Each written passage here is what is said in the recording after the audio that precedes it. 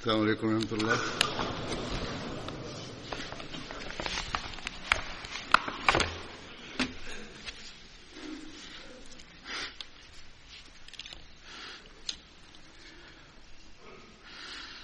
أشهد أن لا إله إلا الله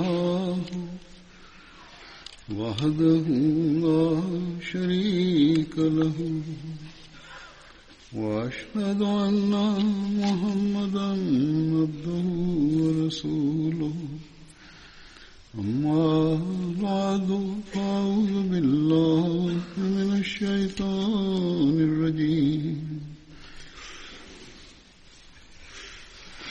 بسم الله الرحمن الرحيم الحمد لله رب العالمين الرحمن الرحيم مالك يوم الدين إياك نعبد وإياك نستعين اهدنا الصراط المستقيم صراط الذين أنعمت عليهم غير المغضوب عليهم ولا الضالين. بسم الله الرحمن الرحيم. Uzuru sọ pé lẹ́ni bákan náà màá tún sọ nípa àwọn sàbí tí wọ́n kópa nínú Badr. Sàbí alákọ̀ọ́kọ́ wọn ni Hazrat Muzahir bin Rafi. Orúkọ bàbá Hazrat Muzahir òun ni Rafi bin Adi. Hazrat Muzahir wọ́n wá láti ẹ̀yà Ansar ní ìran ti Aus ní ẹ̀tì Banu Harsa bin Haris. Hazrat Muzahir àti Hazrat Zuhair jẹ́ ọmọ ìyá tí wọ́n sì jẹ́ àbúrò bàbá Hazrat Khudayj. Èyí ni pé àwọn nǹkan tí a gbọ́ nípa Hazrat Khudayj bó tilẹ̀ jẹ́ pé wọn ò kópa nínú ogun Badr ṣùgbọ́n ìtàn wọn jẹyọ torí pé àwọn ènìyàn ni wọ́n jẹ́ àbúrò bàbá wọn. Orúkọ nípa Hazrat Rafi ni à ń sọ lásìkò yìí. Àwọn ni sàbẹ́ tí wọ́n béèrè àyè wọ́n fira wọn sílẹ̀ láti lọ sí ogun Badr ṣùgbọ́n òjíṣẹ́ ńlá sallallahu alaihi wasallam látàrí ọjọ́ orí wọn wọ́n dá wọn padà. Látàrí pọ́jọ́ orí wọn kéré ṣùgbọ́n wọ́n fún wọn ní àǹfààní nígbà tí ogun Uhud dé láti kópa.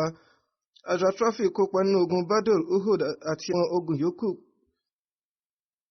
Ní ibi ojú ogun Uhud òun ni ọfà kan ti bá wọn tó wọnú egun wọn.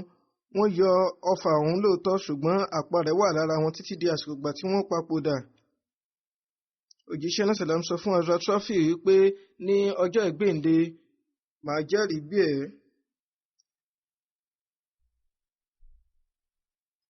Ìgbàsíkò Abdulmalik bin Marwan òun ni wọ́n papòdà ní ọmọ ọdún mẹ́rìndínláàádọ́rùn.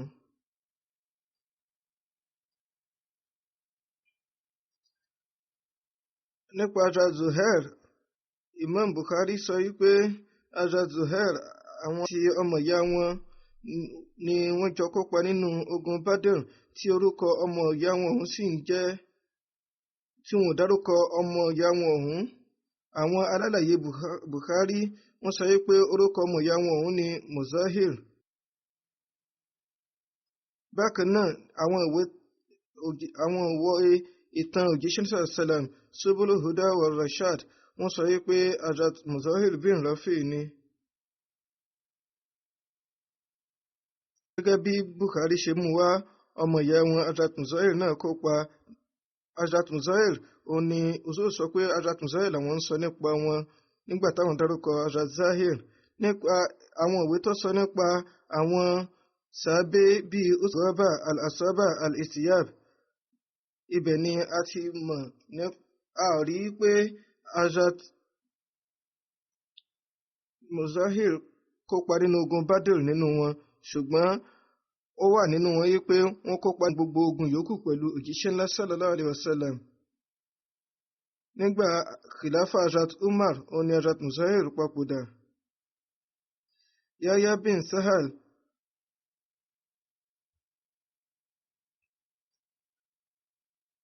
àwọn ìwé tí wọ́n sọ yí pé Hazrat Muzahir kópa nínú Badr òun ni ènìyàn ní ìgbẹ́kẹ̀lé jùlọ nínú wọn.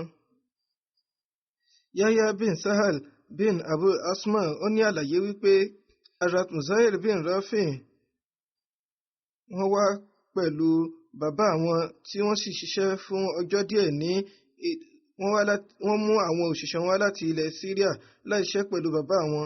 Nígbà tí wọ́n dé ilẹ̀ Khaybar wọ́n gbébẹ̀ fún ọjọ́ mẹ́ta. Ibẹ̀ sì ni àwọn Yahudi ibẹ̀ ni wọ́n ti ń ṣe ìgbìyànjú láti dìtẹ̀ mọ́ Hazrat Muzahir. Pẹ̀lú eléyìí wọ́n fún àwọn òṣìṣẹ́ yìí ní ọfà bíi méjì sí mẹ́ta.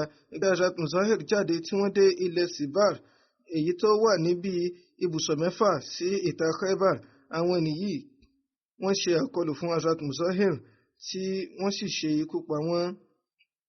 Àwọn ènìyí padà sí Khaybar tí àwọn Yahudi yìí tí wọ́n sì fún wọn ní ohun ìrìn àjò àti ohun jíjẹ títí tí wọ́n ṣe lọ sí ilẹ̀ Syria padà.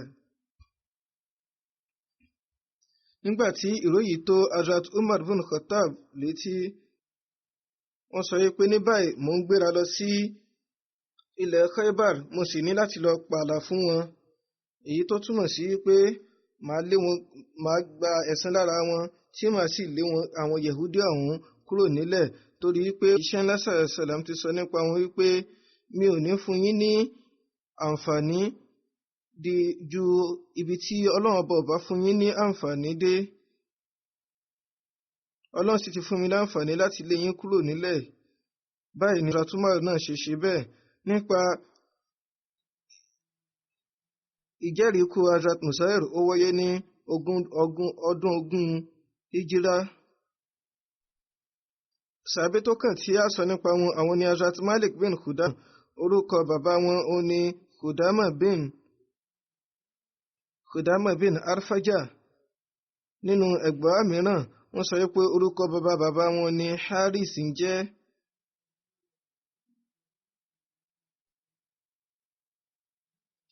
Wọ́n máa pe Hazrat Malik ní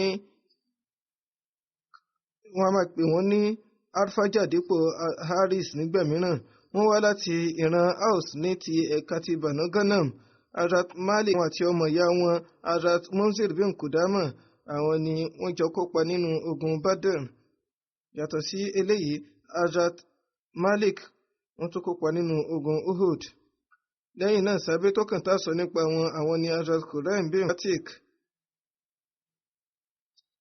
Hazrat Khuraim bin Fatik wọ́n wá láti ìran Banu Asad.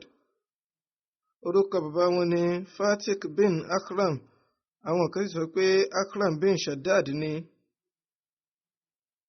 Ìnagijẹ wọn ni Abu Yahya. Nínú ẹgbàá mìíràn wọ́n sọ pé Abu Ayman ni, torí pé orúkọ ọmọ wọn òun ni Hazrat Ayman bin Akram. Hazrat Khuraim bin Fatik àwọn àti ọmọ ìyá wọn Hazrat Sabra bin Fatik òun ni wọ́n jọ kópa nínú ogun Badr. Nínú ẹgbàá mìíràn Hazrat Khuraim wọ́n kópa nínú ìpẹ̀tùsí Hudaybiyah. Nínú àrọ́bá tó gbajúgbajà ohun tó ní pé Hazrat Khuraim àti ọmọ wọn Hazrat Ayman wọ́n gba Islam lẹ́yìn ìgbà tí àwọn Banu Asad tí wọ́n gba Islam ní ẹ̀yìn ìborí Mẹ́kà, ṣùgbọ́n èyí tí a ṣàlàyé sẹ́yìn òun ni ó jẹ́ èyí tó tọ́ jùlọ wípé wọ́n kópa nínú ogun Badr tí Bukhari náà sì sọ nípa wọn nínú ìwé ìtàn wọn Tarikhul Kabir. Lẹ́yìn ìgbà tí ó yá Hazrat Khuraim wọ́n ṣe ìrìn àjò lọ sí ilẹ̀ Kufa tí nínú ẹgbàá mìíràn wọ́n sọ pé ilẹ̀ Raqqa òní wọ́n gbé eléyìí tí ó wà ní agbègbè odò Furat. Àwọn méjèèjì sì papòdà ní àsìkò ìjọba Amir Muawiya. Hazrat Khurram bin Fatik nípa bí wọ́n ṣe gba Islam, wọ́n ṣe àlàyé rẹ̀ yìí pé mo jáde láti wá àwọn ràkúnmí mi tí mo sì bẹ̀rẹ̀ sí ní tọpasẹ̀ wọn tí ilẹ̀ ṣe ṣú bá mi. Mo bá wọn ní ilẹ̀ Abrakul Azaf, ìyẹn ibi tí àwọn Banu Asad bin Khadima ti máa mu omi, èyí tó wà ní ìta Medina ní ọ̀nà Basra. Ibẹ̀ ni mo ká wọn mọ́ tí mo ti dì wọ́n lámùrè. Mo jókòó síbẹ̀ láti lo alẹ́. Wọ́n sọ wípé àsìkò yìí jẹ́ àsìkò tí òjíṣẹ́ náà sàlám ṣẹ̀ṣẹ̀ ṣe ìjírà dé Medina. Mo sọ wípé mo tọrọ ààbò lọ́wọ́ olú ìpẹ̀tẹ́lẹ̀ yìí. Èyí ni ìṣe wọn nígbà náà lọ́hùn, wípé ó ní mo tọrọ ààbò olú ìpẹ̀tẹ́lẹ̀ yìí. Wọ́n ní bí àwọn Lárúbáwá ṣe máa ń ṣe nígbà àìmọ̀kan lélẹ̀, tí ẹnikẹ́ni tó bá ti wà ní ìpẹ̀tẹ́lẹ̀ kan tí ó fẹ́ sinmi níbẹ̀, yóò máa tọrọ ààbò, yóò máa pe àwọn gbólóhùn yìí láti tọrọ ààbò kúrò nínú ibi àwọn ará agbègbè ọ̀hún. Lẹ́yìn náà wọ́n sọ wípé lójijì ó ní ohùn kan wá fún àwọn tó sì ń ka ohun kéwì wípé yóò dáa fún ọ tó bá rí pé ó tọrọ ààbò Ọlọ́run ọba tí ó sọ nǹkan tí ó tọ́ àti tí ó sì kọ nǹkan tí ó tọ́, kó o jẹ́rìí sí ọ̀kan ṣoṣo Ọlọ́run ọba. Lẹ́yìn náà ò ní níbẹ̀rù àwọn àlùjànnú mọ́. Tí ó bá rántí Ọlọ́run ọba, kò sí ìgbèrò kan eléyìí tí yóò lápa lára rẹ. Tí ó bá rántí Ọlọ́run ọba, ó bọ́ nínú èrò àwọn àlùjànnú. Bí ó ṣe yí pé iṣẹ́ rere nìkan ló bẹ̀rù kó má fò ọ́ kọjá, kí iṣẹ́ bí ó sì má ṣe wọ́ sí ọwọ́ rẹ̀. Hazrat Khurram sọ wípé mo dáhùn wípé ìrẹ tó ń pè mí, ìrẹ tó ń bá mi sọ̀rọ̀, ṣé ọ̀rọ̀ ìtọ́sọ́nà òun ni òun sọ ni àbí òun gbìyànjú láti ṣì mí lọ́nà? Èyí ni ìwòye rẹ̀ nígbà tó ṣe pé àsìkò àìmọ̀kan ni wọ́n wà. Lẹ́yìn náà ó dáhùn wípé mò ń sọ fún ẹ nípa òjíṣẹ́ tí ó mú Yàsín àti Hamim wá, tí ó sì mú nǹkan tó tọ́, tí ó sì kọ nǹkan tí ò tọ́. Ó ti ṣe àwọn kọ̀ọ̀kan ní ẹ̀kọ́, tí ó ṣe ọ̀pọ̀lọpọ̀ nǹkan ní ẹ̀tọ́. Ó pàṣẹ ìjọsìn nípa ìrun kíkí. Èyí ni àwọn ìdáhùn tí wọ́n fún wọn nínú ìpè wọn sójú ọ̀nà Ọlọ́run ọba. Hazrat Khurram sọ wípé mo dáhùn wípé kí Ọlọ́run ọba kó ṣe àánú fún ẹ, ta ni wọ́? Ó dáhùn wípé Malik bin Malik lórúkọ òun.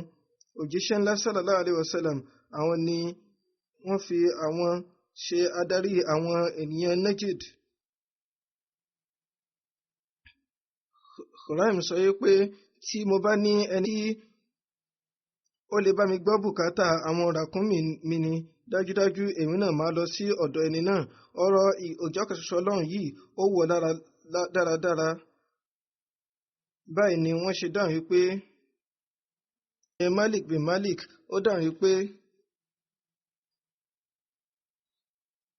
màá gbọ́ bùkátà àwọn ràkúnmí rẹ títí tí màá ṣe kó wọn dé ọ̀dọ̀ àwọn ẹbí rẹ pẹ̀lú ojú rere Ọlọ́run ọba. Wọ́n sọ wípé mo ṣètò ràkúnmí kan nínú wọn tí mo sì gùn lọ sí Medina tí mo kó àwọn ràkúnmí yòókù fún wọn. Ìgbà tí mo débẹ̀, mo bá wọn tí wọ́n ń kí ìrun jímọ̀ lọ́wọ́. Ní àsìkò ọ̀hún mo wòye pé àwọn ènìyàn ń kí ìrun lọ́wọ́, torí náà mi ò ní wọlé. Ó ti rẹ̀ mí lásìkò ìgbà náà. Báyìí ni mo ṣe sọ̀kalẹ̀ kúrò lórí ràkúnmí mi. Ìgbà tí Hamza jáde, ó sọ wípé òjíṣẹ́ ńlá sallam sọ wípé wọlé wá. Báyìí ni bí mo ṣe wọlé, òjíṣẹ́ ńlá sallam sọ wípé kí ni ìwòye rẹ nípa ẹni náà tí ó ṣe àdéhùn fún ọ wípé òun yóò gbọ́ bùkátà àwọn ràkúnmí rẹ tí yóò sì kó dé ọ̀dọ̀ àwọn ènìyàn rẹ. òjíṣẹ́ lásàrà sàlám ti fi gbogbo ìran yìí hàn ọlọ́run bá ti fi gbogbo ìran yìí hàn òjíṣẹ́ lásàrà sàlám. Hazrat Khurram sọ pé bí mo ṣe gbọ́ eléyìí mo sọ pé kí ọlọ́run bá kí ó kẹ́ ẹni náà. òjíṣẹ́ lásàrà sàlám dáhùn pé bẹ́ẹ̀ ni ọlọ́run bá yóò kẹ́. báyìí ni Hazrat Khurram ṣe sọ pé mo jẹ́rìí pé kò sí ẹlẹ́dàá mìíràn lẹ́yìn ọlọ́run ọba. báyìí ni wọ́n ṣe sọ àwọn ọ̀rọ̀ tí ó tọ́ tí wọ́n fi gba Islam. Hazrat Khurram Fatik wọ́n jẹ́ ẹni tí ó ní ìgbésí ayé eléyìí tí ó tọ́ tí wọ́n sì jẹ́ ẹni tí ó mọ́ lọ́pọ̀lọpọ̀. kó tó di pé wọ́n gba Islam máa wọ bùbá eléyìí tí ó gùn tó ń kanlẹ̀ wọ́n á sì máa fi irun wọn náà sílẹ̀ tí yóò gùn. báyìí ni Mustadrik Hakim náà ṣe sọ mú ẹgbàá kan wá nípa wọn wípé Hazrat Khurram bin Fatik wọ́n sọ wípé ní ọjọ́ òjíṣẹ́ ńlá sallallahu alayhi wa sallam wọ́n wá wọ́n sọ wípé ìrẹ́ Khurram ìbáṣe wípé o ní nǹkan méjì kan ni o bá jẹ́ni tí ó dára lọ́pọ̀lọpọ̀. lórí eléyìí mo sọ wípé mo fi àwọn òbí mi jì fún yín ìrẹ́ òjíṣẹ́ ọlọ́run ọba. kí ni àwọn nǹkan ọ̀hún? wọ́n dà wípé ohun àkọ́kọ́ òun ni irun rẹ tó gùn, ẹ̀kejì òun sì ni bùbá rẹ eléyìí tí ó ń kanlẹ̀. wọ́n á máa ṣe eléyìí nígbà náà kí àwọn pẹ̀lú ìwà gàdú. báyìí ni Hazrat Khurram ṣe lọ tí wọ́n lọ dín irun wọn kù tí wọ́n sì gé aṣọ wọn kù bákan náà. ó wà nínú ẹgbàá wípé Hazrat Ibn Andaliya wọ́n sọ wípé wọ́n ní ẹgbàá wípé iṣẹ́ nasar salam wípé Hazrat Khurram bá jẹ́ ẹni rere lọ́pọ̀lọpọ̀ ìbá ṣe wípé wọn ò jẹ́ kí irun wọn gùn kọjá èjìká, tí wọn ò jẹ́ kí irun wọn gùn dé èjìká, tí wọn ò sì jẹ́ kí aṣọ wọn kí ó máa kanlẹ̀ ni. èyí ni ìṣe tí wọ́n máa ń ṣe fún ìwà gàrú nígbà náà. báyìí ni Hazrat Khurram ṣe lọ tí wọ́n lọ gé irun wọn kù, wọ́n dín kù kúrò níbi èjìká títí tó fi dé ibi tòsí orí wọn tí wọ́n sì gbé aṣọ wọn kù bákan náà, torí pé nǹkan méjèèjì yìí ni wọ́n máa fi ń ṣe ìgbéraga nígbà náà.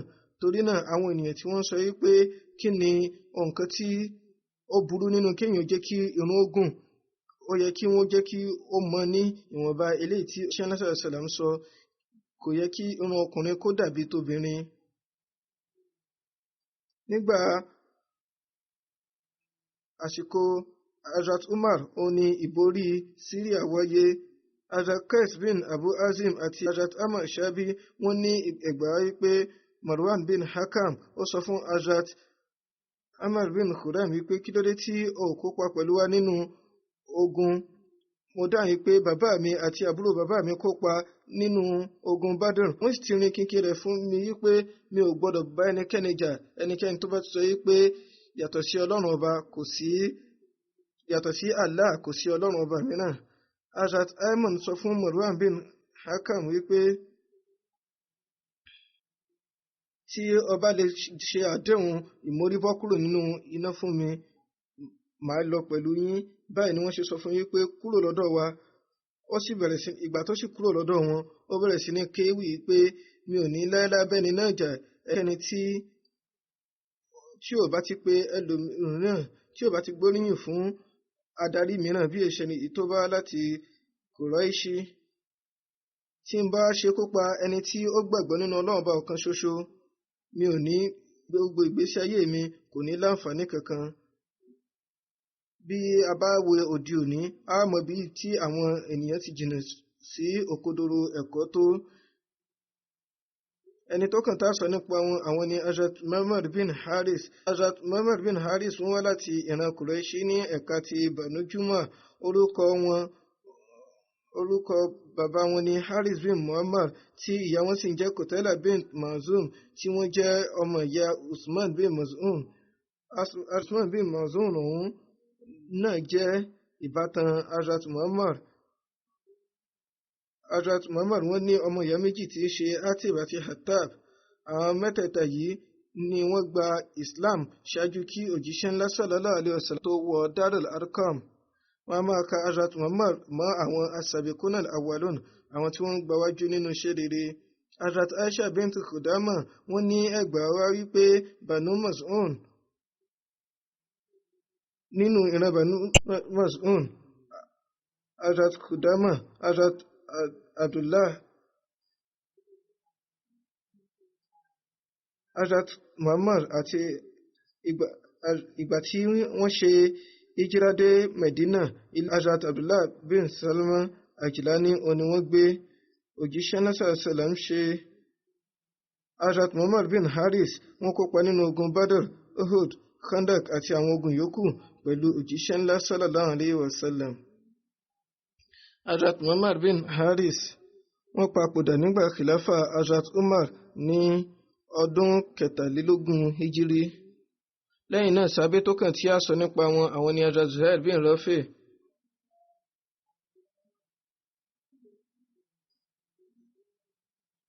Ẹni tí a ń sọ tẹ́lẹ̀ àwọn ni wọ́n jẹ́ ọmọ ìyá wọn.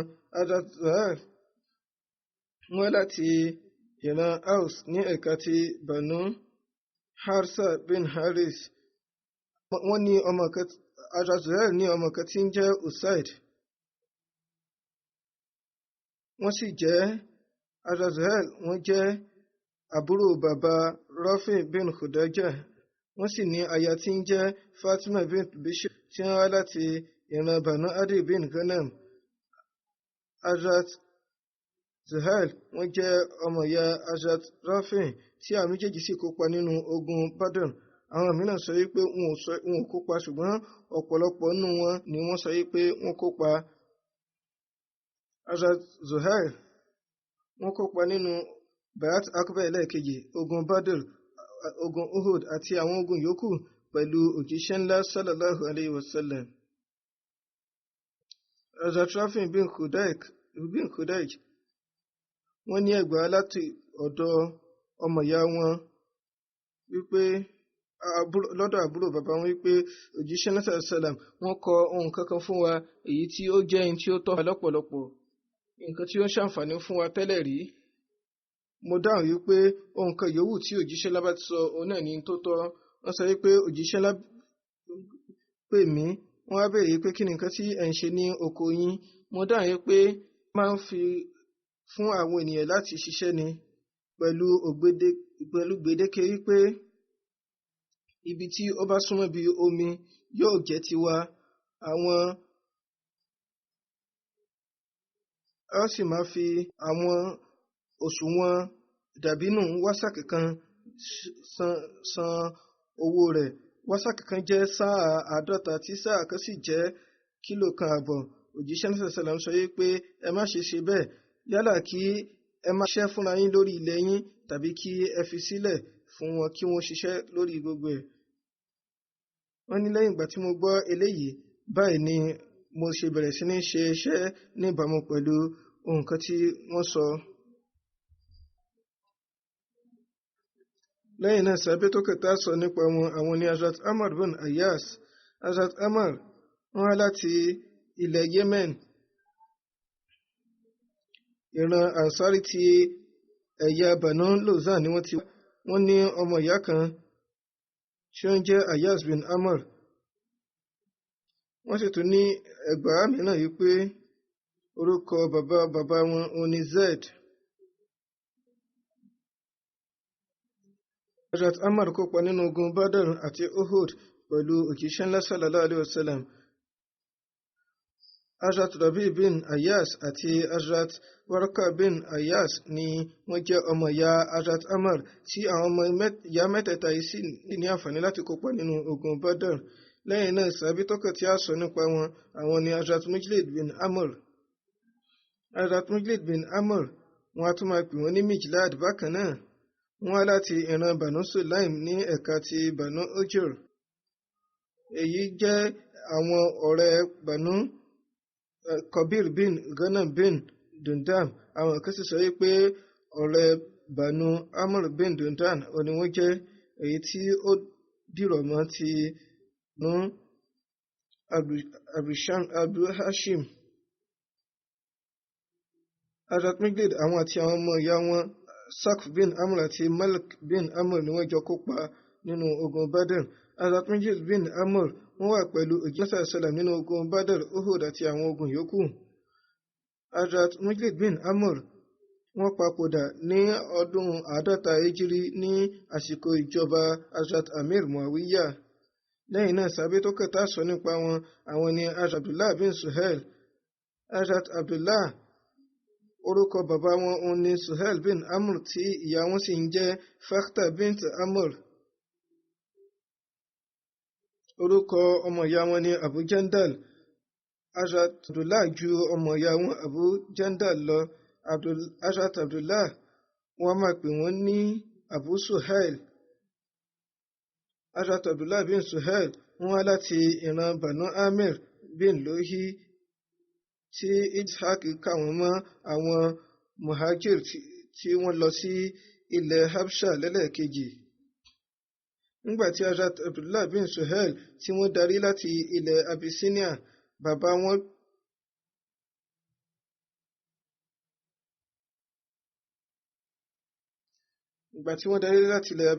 bàbá wọn gbá wọn mú tí wọ́n sì gbìyànjú wọ́n fipá lé wọn kúrò nínú ẹ̀sìn wọn. Bàbá Hazrat Abdullah wọ́n ṣárí kúrò nínú ẹ̀sìn wọn lójú ògiri tí wọ́n sì wà pẹ̀lú àwọn abọ̀rìṣà nígbà tí wọ́n lọ bá àwọn mùsùlùmí jà. Wọ́n sọ fún bàbá wọn pé àwọn ti gbà lóòótọ́, àwọn ti fi Islam sílẹ̀. Látara bẹ́ẹ̀ wọ́n ṣe ìrìn àjò pẹ̀lú àwọn abọ̀rìṣà lọ sí ilẹ̀ Badr.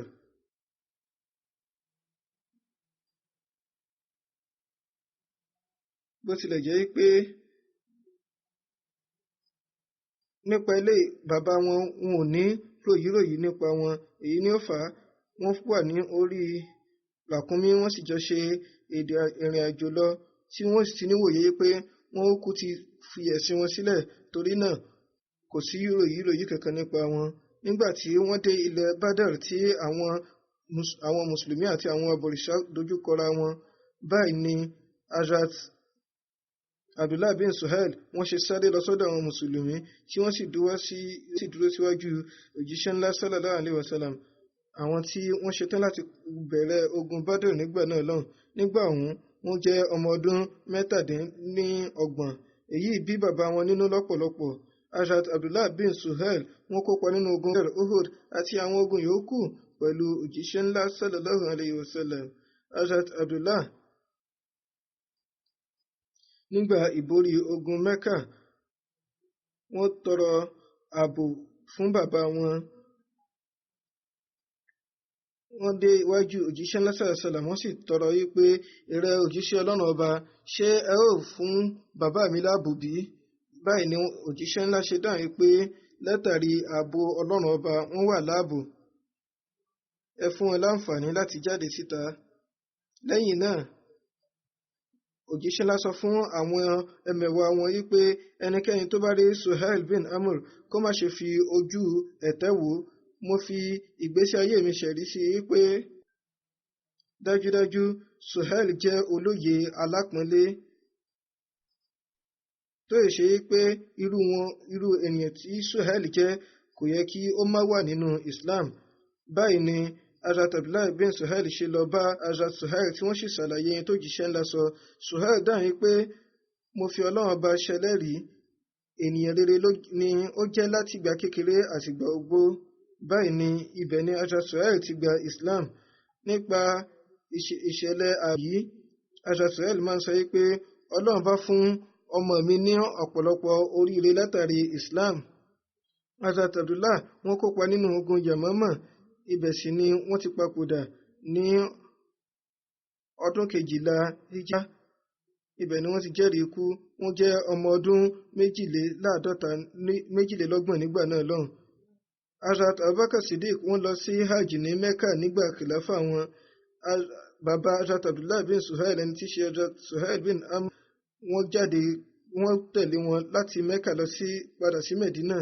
Ìgbà tí wọ́n sọ fún wọn nípa tí wọ́n bá wọn kẹ́dùn bàbá wọn, Hazrat Suhail sọ wípé ọ̀rọ̀ yìí ti tó mi létí wípé òjíṣẹ́ ńlá sallallahu alaihi wasallam wípé ẹnikẹ́ni tí ó bá jẹ́rìí yóò ní àǹfààní láti ṣìpẹ̀ fún ènìyàn 50 ènìyàn 70 lọ́jọ́ ìgbéǹde. Torí náà mo ní ó ń wù mí, mo sì ń níwòye pé ọmọ mi ò ní ṣe ìṣìpẹ̀ fún ẹnikẹ́ni ṣáájú mi. Èyí ni pé yóò tọrọ àforíjì fún mi. Nínú ẹgbàá mìíràn wọ́n sọ pé Hazrat Abdullah wọ́n pa inú ilẹ̀ Bahrain ní ilẹ̀ Jawasa òní wọ́n papòdà sí ní ọdún 98. Wọ́n sọ pé Ala bin Hazm òní ó borí ilẹ̀ ọ̀hún nígbà ìjọba Hazrat Abubakar, nígbà khilafa Hazrat Abubakar. Lẹ́yìn Hazrat Yazid bin Haris òní sàbí tí a sọ nípa wọn. Hazrat Yazid bin Haris wọ́n wá láti ìran Ansari ẹ̀yà Khazraj ní ẹ̀ka ti Banu Amr bin Harsa. Orúkọ bàbá wọn ni Haris bin Qais tí ìyá wọn sì ń jẹ́ Hutun, tí wọ́n wá láti ìran Ken bin Jesser. Ilẹ̀ Ken ó jẹ́ ìran kan láti Yemen. Lára ìyá wọn wọ́n máa pe Hazrat Yazid ní Yazid Fusun àti Yazid bin Fusun. Hazrat Yazid bin Haris wọ́n ní ọmọ ìyá kan tí í ṣe Abdullah bin Fusun.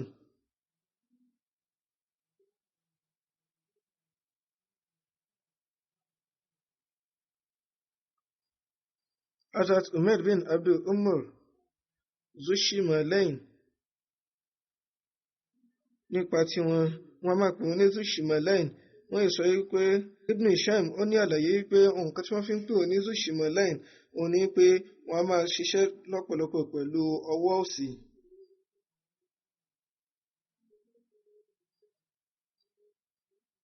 Wọ́n tún máa pè wọ́n ní Zuliyadain bákan.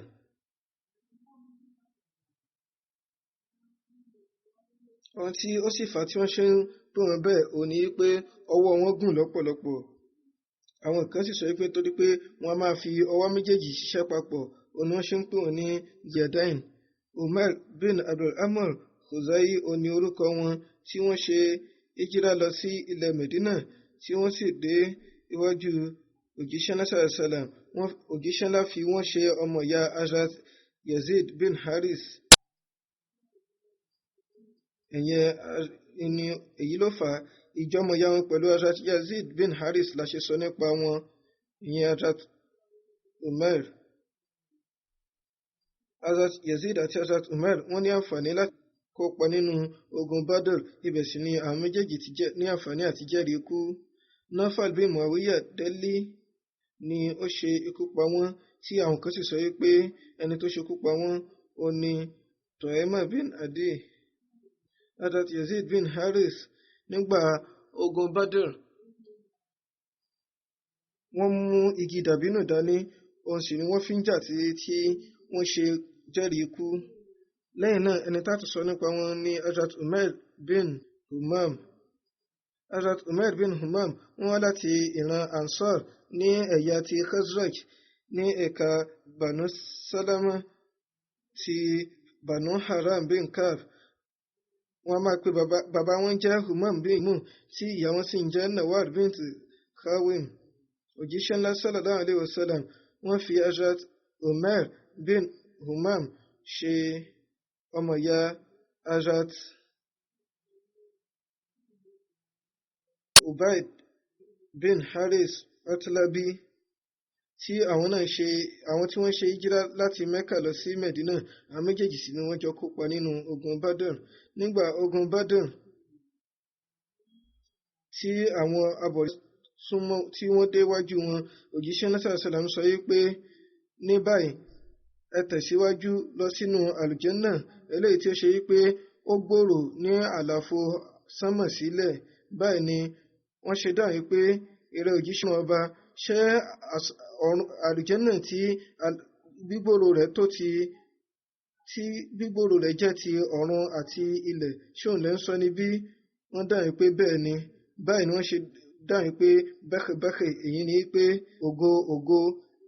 Lẹ́yìn náà òjíṣẹ́ náà sàlám sọ wípé kí ni nǹkan tó fà tó ṣe ń sọ ògo ògo? Òjíṣẹ́ náà sàlám dáhùn pé wọ́n dáhùn wípé èrè òjíṣẹ́ Ọlọ́run ọba, nǹkan tí ó fà á tí mo ṣe ń sọ ọ náà ni kí n lè wà nínú àwọn tí yóò wọ inú àlùjánnà. Òjíṣẹ́ ńlá dáhùn pé bẹ́ẹ̀ ni wàá wà nínú àwọn ènìyàn tí yóò wọ àlùjánnà.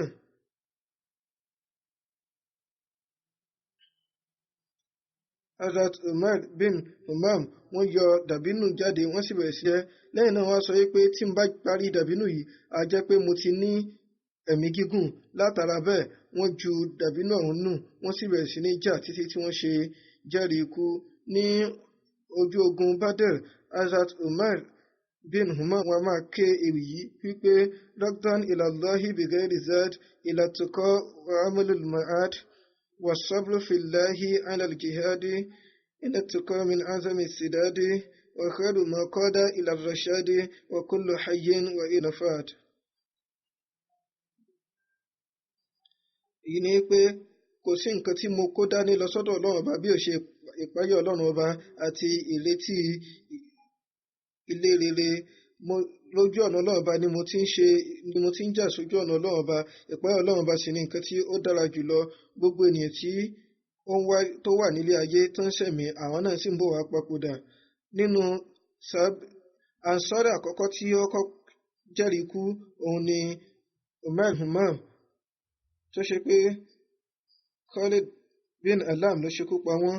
Àwọn kan sọ pé Hazrat Harsa bin Qais àwọn ni. Ní ṣókí àwọn méjèèjì jẹ́rìí ikú nínú ogun yìí. Hazrat Umar Ansari wọ́n jẹ́ sàbí kan tí màá sọ pa wọn lásìkò yìí. Hazrat Zubair wọ́n sọ wípé ilẹ̀ kan wà ní ìta Medina eléyìí tí àwọn ènìyàn máa ń tàtàrà bẹ̀ bu omi láti fi sóko wọn. Ibẹ̀ ni ẹnìkan ti bá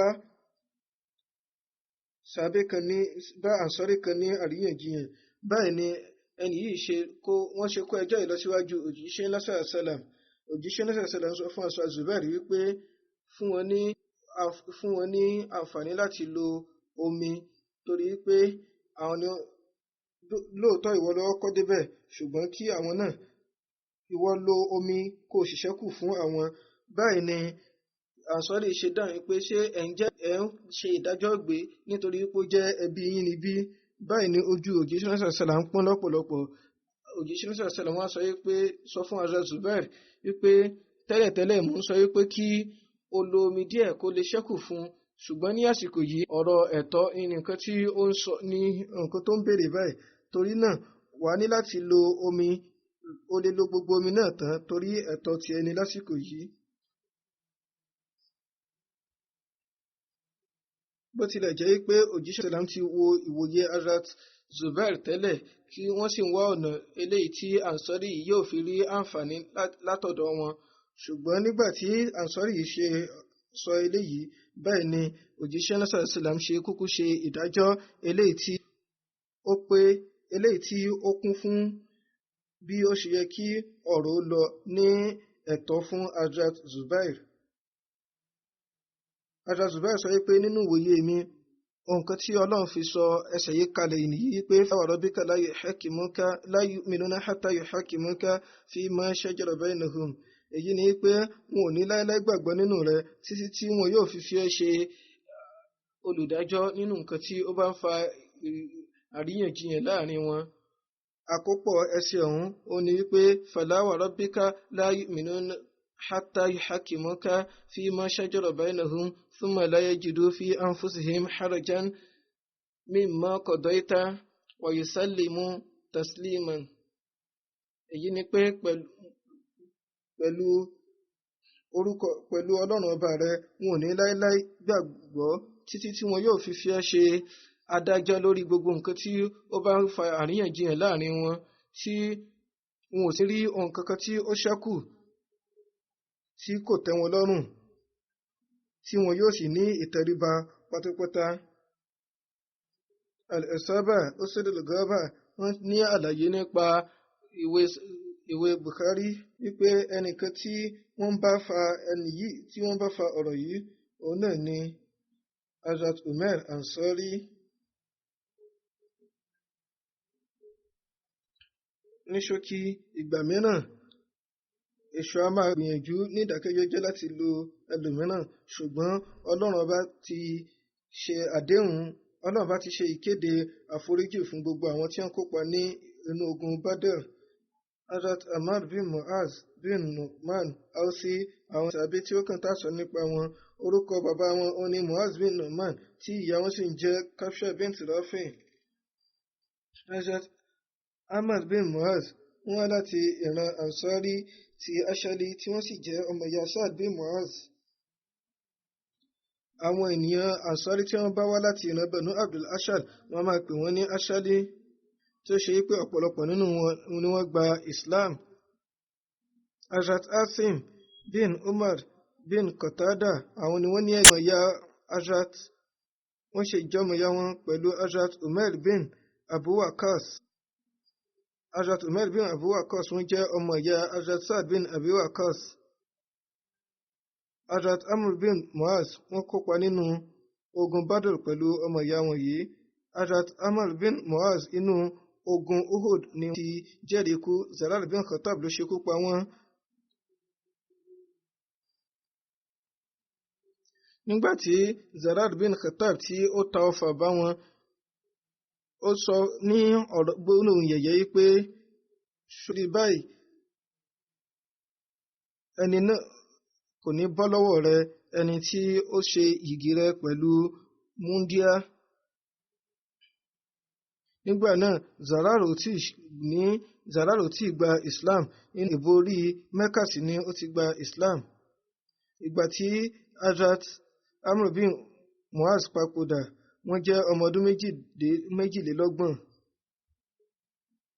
Zarar jẹ́ adarí àwọn Banu Fair. Zarar wọ́n jẹ́ nínú ìgbà ogun Fijar, wọ́n jẹ́ adarí àwọn ènìyàn wọn. Wọ́n sì wà nínú àwọn ènìyàn tí wọ́n gbẹ́ kòtò Khandak. Ibn Sakal Damashki nínú ìwé ìtàn, àwọn ni wọ́n mú orúkọ wọn wá. Wọ́n tẹ̀lé Abu Ubaida lọ sí ojú ogun tí wọ́n sì gba Islam. Wọ́n ti gba Islam láti gba ìborí Mẹ́kà, tí ìgbà Islam wọ́n sì jẹ́ eléyìí tí ó jẹ́ gbajúgbajà nínú ìtàn Islam. Hazrat Masud bin Rabia, àwọn ní sàbí mìíràn tí a sọ nípa wọn. Hazrat Masud bin Rabia wọ́n ti ìran Kara tí wọ́n sì jẹ́ olùgbèjà àwọn ìran Banu Zahra. Orúkọ bàbá Hazrat Masud òun yàtọ̀ sí Rọ̀bí, wọ́n máa pè wọ́n ní Rọ̀bíà tàbí Amúrù náà. Wọ́n sì ní ọmọ kan tí ó ń jẹ́ Abdullah. Wọ́n mọ ìran wọn sí Kọ́rí ní Medina. Hazrat Masud bin Rabia, ṣáájú kí òjíṣẹ́ náà sàlám tó wọ inú Darul Arqam ni wọ́n ti gbàgbọ́. Hazrat Masud bin Rabia, ìgbà tí wọ́n ṣe ìjírà lọ sí Medina, òjíṣẹ́ náà sallallahu alaihi wasallam wọ́n ṣe ìjọmọ̀yá wọn pẹ̀lú Hazrat Ubaid bin Tajihan.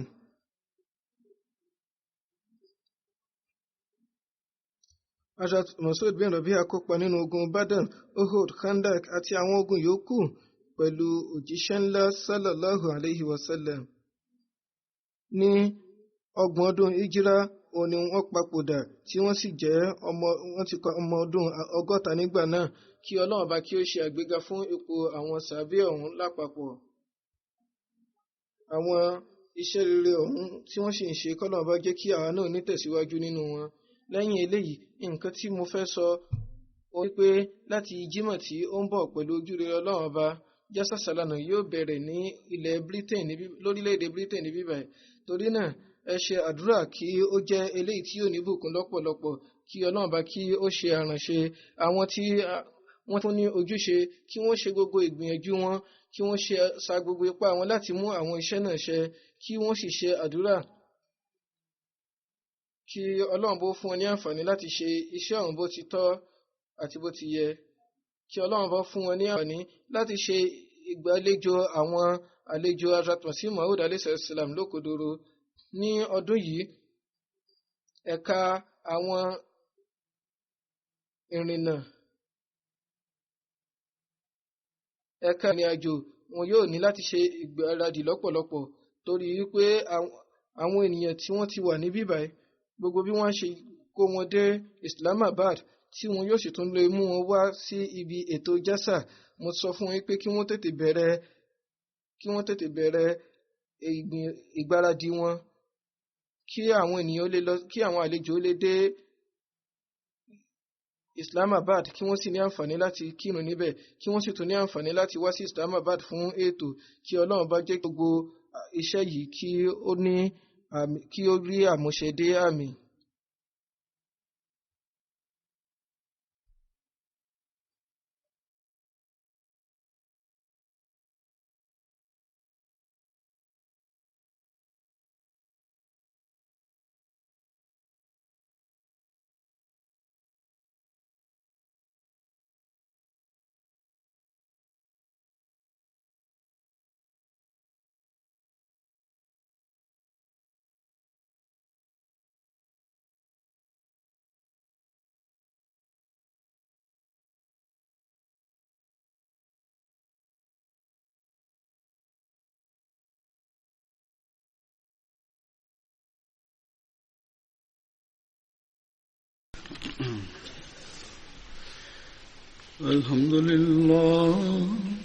الحمد لله نحمده ونستعينه ونستغفره ونؤمن به ونتوكل عليه ونعوذ بالله من شرور أنفسنا ومن سيئات أعمالنا من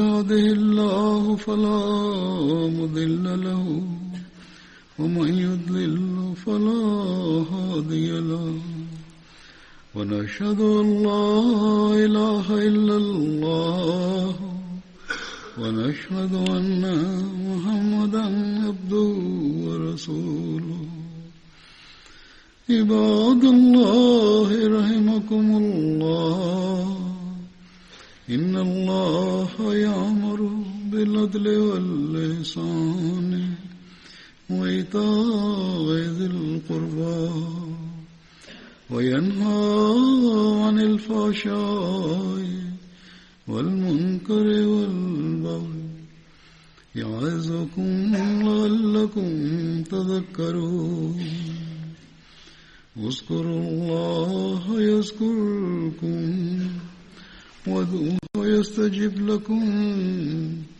ولذكر الله أكبر.